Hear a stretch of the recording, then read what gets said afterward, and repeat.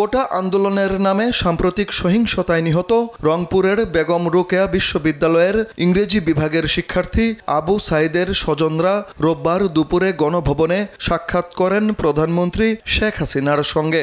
এ সময় তাদেরকে সমবেদনা জানান প্রধানমন্ত্রী। একই সঙ্গে দেশের বিভিন্ন জায়গায় নিহত ৩৪ জনের পরিবারের সদস্যরা প্রধানমন্ত্রীর সাথে সাক্ষাৎ করেন। ৭৫-এর ১৫ই আগস্টে স্বজন হারানোর কথা স্মরণ করে আপ্লুত শেখ হাসিনা বলেন, যারা স্বজন হারিয়েছেন তাদের সান্ত্বনা দেওয়ার ভাষা নেই। এই যে বারবার যে এই ধরনের ঘটনা ঘটাবে, এই সন্ত্রাসী ঘটনা ঘটাবে, এটা তো কাম্য না। আর মানুষ কি দোষ করলো যেভাবে মানুষ খুন করতে হবে?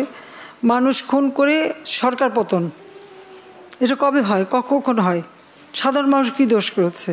আমি আসলে আপনাদেরকে আমি কি বলে সান্ত্বনা দেব?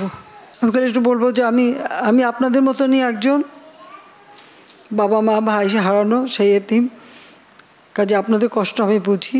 আমি আছি আপনাদের জন্য, আপনাদের পাশে। সব শোক বুকে নিয়ে দেশের মানুষের কল্যাণই তার লক্ষ্য বলে জানান প্রধানমন্ত্রী। বলেন, প্রতিটি হত্যাকাণ্ডের বিচার হবে।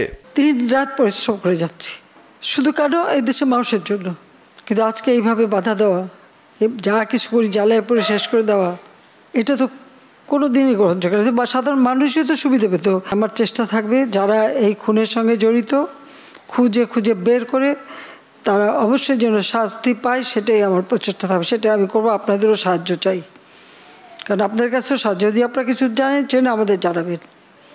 কারণ এইভাবে বারবার বাংলাদেশটাকে নিয়ে খেলা, এটা আর হতে দেওয়া যায় না। পরে নিহতদের পরিবারের সদস্যদের হাতে আর্থিক সহায়তা হিসেবে পারিবারিক সঞ্চয়পত্র ও নগদ অর্থ তুলে দেন প্রধানমন্ত্রী শেখ হাসিনা। জয় যাদব, দেশ টিভি, ঢাকা।